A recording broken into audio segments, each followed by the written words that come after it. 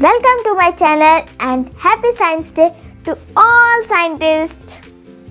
Hey kids, have you ever wondered how scientists discovered the secret of tiny particles? Let me introduce you to something magical called the Raman Effect, named after Sir C.V. Raman. This phenomenon helps scientists to understand the world of atoms and molecules. When light interacts with them, it changes color.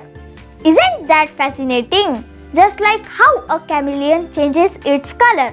So next time you see a rainbow or a colorful butterfly, remember the Raman effect is at play, revealing the hidden wonder of our universe.